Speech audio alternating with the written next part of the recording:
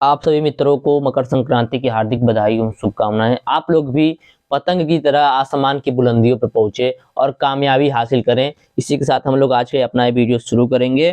तो आज का सब्जेक्ट है intellectual property right, AG 509, BSc agriculture 5th same का। ठीक है, तो आज आप लोग का मकर संक्रांति है। मकर संक्रांति एक दिन पढ़ने का मजा भी कुछ और है, और आज सभी लोग पतंग उड़ाएंगे और आप लोग भी उड़ाएंगे। तो चलिए देख लेते हैं, थोड़ा सा सुबह सुबह पढ़ाई भी जरूरी है।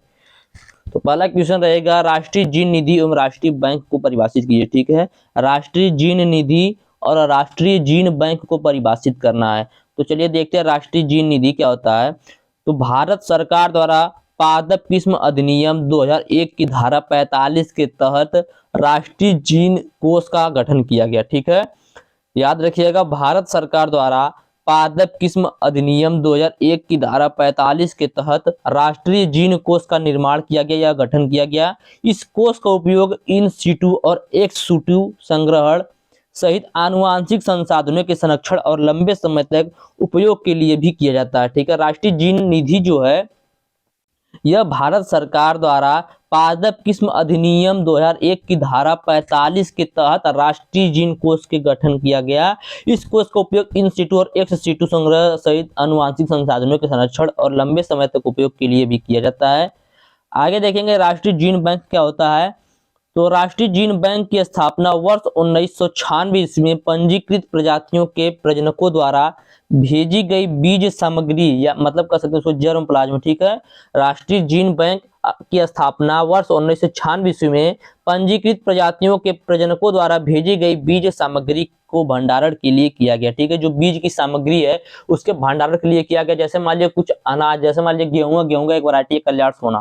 ठीक है, एग्जाम्पल के तौर पर कल्याण सोना है, इसका क्या है, इसका कुछ भाग, इसका जर्म प्लाज्म जो है जीन बैंक में रखा गया ताकि हमारी आने वाली पीढ़ियां जो हैं वह भी इनका भरण पोषण, इनका उत्पादन कर सके और वह भी इससे अपने भोजन के रूप में प्राप्त कर सके। इसके लिए इसको एक बैंक बनाया गया जिसे जीन बैंक बोला जाता है, वहां पर रखा गया है। वहां पर जो विभिन्न प्रकार के पौधे होते हैं उनके सभी प्रकार के पौधे के बीजों को जर्म प्लाज्म के रूप में स्टोर करके रखा जाता है ताकि हमारी आने वाली पीढ़ियां भी उनका उपभोग कर सके, उनको खा सके। ठीक है, इसलिए जीन बैंक का स्थापना किया गया था। तो राष्ट्रीय जीन बैंक की स्थापना वर्ष 1996 ईस्वी में पंजीकृत प्रजातियों के प्रजनकों द्वारा भेजी गई बीज सामग्री या जर्म प्लाज्म को भंडारण के लिए किया गया था। इस बैंक में बीजों के रूप में 1 मिलियन जर्म प्लाज्म को संरक्षित करने की क्षमता है। यह जो राष्ट्रीय जीन बैंक बनाया गया है, इस जीन बैंक में 1 मिलियन जर्म प्लाज्म को संरक्षित करने की क्षमता है। कितने? तो 1 मिलियन। याद रखिएगा, यह जो जीन बैंक है, इस जीन बैंक में 1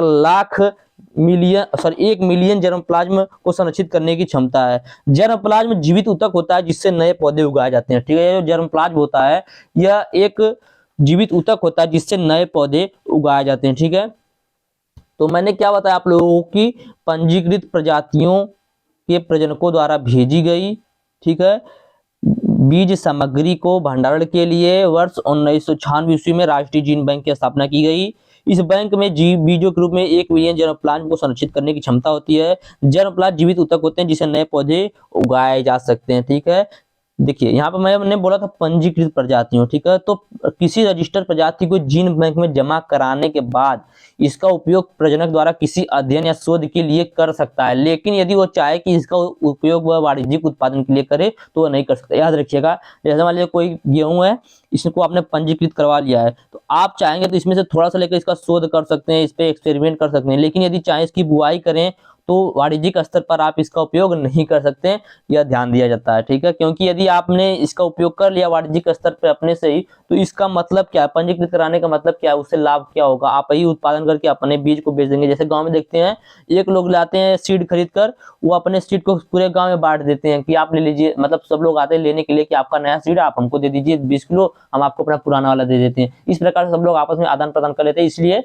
ऐसा करने के लिए मना किया गया है। तो यह था राष्ट्रीय जीन बैंक। उम्मीद करते हैं पहला क्वेश्चन अच्छे समझ में आ गया होगा। अगला क्वेश्चन है वर्ण सम्मेलन, बहुत इंपॉर्टेंट है वर्ण सम्मेलन। देखिए, मैं आप लोगों को इस सब्जेक्ट का 2 से 3 वीडियो दूंगा क्योंकि इसका बहुत कम ट्यूशन कराया गया इसकी वजह से। तो वर्ण सम्मेलन क्या होता है, तो साहित्यिक और कलात्मक कार्यों के संरक्षण के लिए वर्ण सम्मेलन, जिसे आमतौर पर वर्ण कन्वेंशन के रूप में जाना जाता है। ठीक है, वर्ण सम्मेलन को बर्न कन्वेंशन के रूप में जाना जाता है। इसको अंग्रेजी में बर्न कन्वेंशन बोला जाता है, या कहीं कहीं पे बर्न कन्वेंशन हिंदी में लिख दिया जाता है, या बर्न सम्मेलन इसको बोल सकते हैं। तो साहित्यिक और कलात्मक कार्यों के संरक्षण के लिए बर्न सम्मेलन, जिसे आमतौर पर बर्न कन्वेंशन के रूप में जाना जाता है, यह कॉपीराइट को नियंत्रित करने वाला एक अंतर्राष्ट्रीय समझौता है। क्या है? कॉपीराइट को नियंत्रित करने वाला एक अंतर्राष्ट्रीय समझौता है। इसे पहली बार 1886 ईस्वी में बर्न स्विट्जरलैंड में अपनाया गया था। इस सम्मेलन को या इस नियम को वर्ष 1886 ईस्वी में स्विट्जरलैंड में अपनाया गया था, इसीलिए इसे बर्न सम्मेलन स्विट्जरलैंड भी कहा जाता है। ठीक है, स्विट्जरलैंड का बर्न सम्मेलन लिखिए, ऐसा देगा क्या, स्विट्जरलैंड सम्मेलन का भी दे देता है कभी कभी। ठीक है, तो यहाँ तक मैंने बताया आप लोगों की साहित्यिक और कलात्मक कार्यों के संरक्षण के लिए बर्न सम्मेलन, जिसे आमतौर पर बर्न कन्वेंशन के रूप में जाना जाता है, यह कॉपीराइट को नियंत्रित करने वाले एक अंतर्राष्ट्रीय समझौता है। इसे पहली बार 1886 ईस्वी में बर्न स्विट्जरलैंड में अपनाया गया था। बर्न सम्मेलन आधुनिक कॉपीराइट कानून के कई पहलुओं को सूचीबद्ध करता है। बर्न सम्मेलन जो है वह आधुनिक कॉपीराइट कानून के कई पहलुओं को सूचीबद्ध करता है। इसने उस अवधारणा को प्रस्तुत किया कि कॉपीराइट उस क्षण मौजूद होगा जब कोई कार्य निश्चित होता है। ठीक है, कॉपीराइट यह जो कानून है उसी क्षण मौजूद होगा जब कोई कार्य निश्चित होता है या पंजीकरण की आवश्यकता के बजाय एक मूर्त के रूप में प्रकट होता है, तभी यहाँ पर यह अवधारणा प्रस्तुत किया जा सकता है। ठीक है, इसके बारे में थोड़ा और जानकारी लेंगे, चलिए चलते हैं, देखते हैं।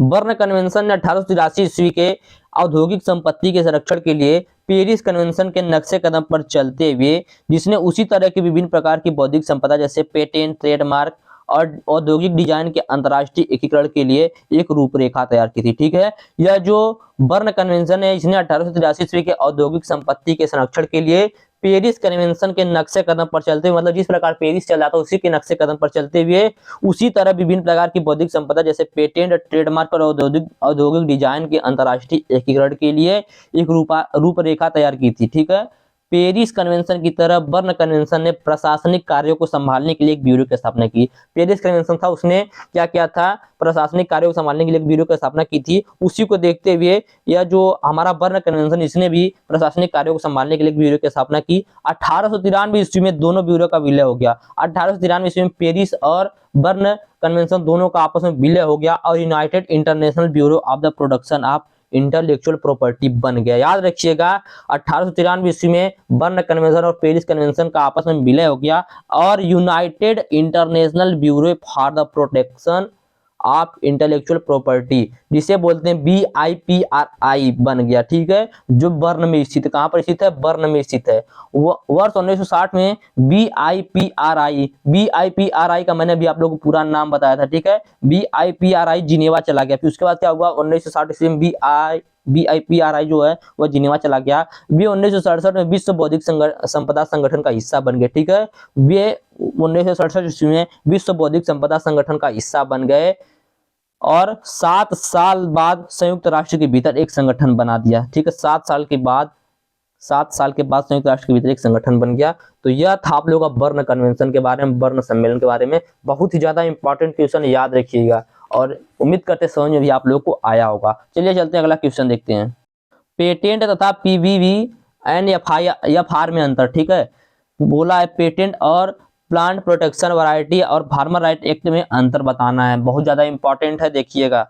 तो चलिए देखते हैं पेटेंट और PPV और FR में अंतर।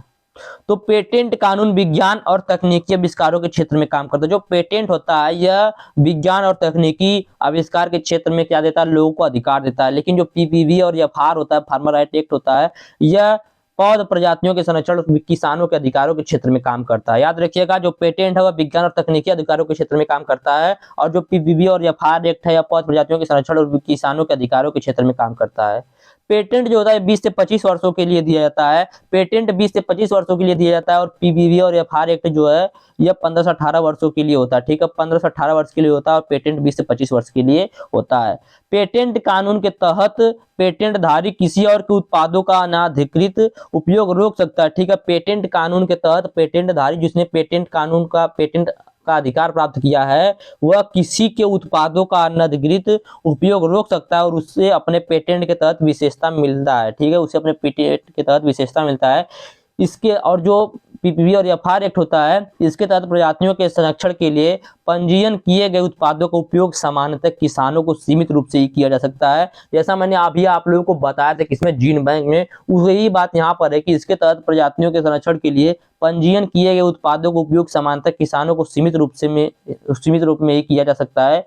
इसके उत्पाद का उपयोग सिर्फ अनुमति प्राप्त करने वाले को ही हो सकता है, ठीक है। इसके उत्पाद का उपयोग सिर्फ अनुमति प्राप्त करने वाले को ही हो सकता है। तो यह था आप लोगों का तीसरा क्वेश्चन, जो कि पेटेंट और पीवीवी एंड एफआर में अंतर था। उम्मीद करते हैं यह भी आपको समझ में आया होगा, मैंने 3 पॉइंट ही बताया है। आगे देखेंगे अगला क्वेश्चन, जो कि बहुत ज्यादा इंपॉर्टेंट है, बायोडाइवर्सिटी या जैव विविधता। जैव विविधता पर समझौते के मुख्य उद्देश्य का वर्णन कीजिए, या इसी को देता है सीबीटी। याद रखिएगा सीबीटी यही है, सीबीटी यही है, convention biological of diversity, convention biological of diversity इसका पूरा नाम है सीबीटी का। याद रखिएगा सीबीटी पूछता है एग्जाम में, सीबीटी क्या है, सीबीटी पर समझौते का मुख्य उद्देश्य का वर्णन कीजिए।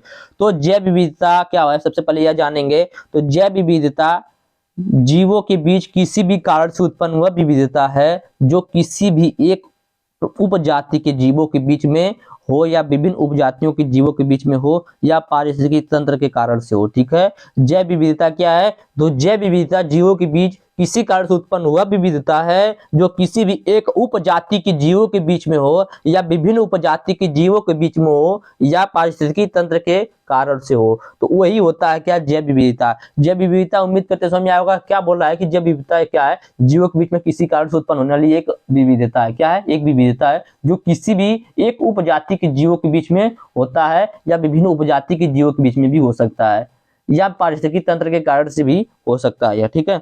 चलिए देखते हैं जैव विविधता पर समझौता, सीबीटी, जो कि मैंने भी आप लोग बताया था, कन्वेंशन ऑफ बायोलॉजिकल डाइवर्सिटी।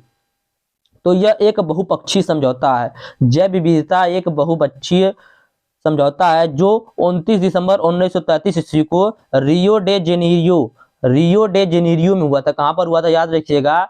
जैव विविधता समझौता या सीबीडी जो है, यह एक बहुपक्षीय समझौता, बहुपक्षीय मतलब कई पक्ष में एक समझौता हुआ है, जिसे 29 दिसंबर सन 1993 ईस्वी को रियो डे जेनेरियो, याद रखिएगा, रियो डे जेनेरियो में हुआ था, ठीक है। रियो डे जेनेरियो में हुआ था। बहुत सारे देश के साथ यूरोपियन यूनियन भी इसका सदस्य है।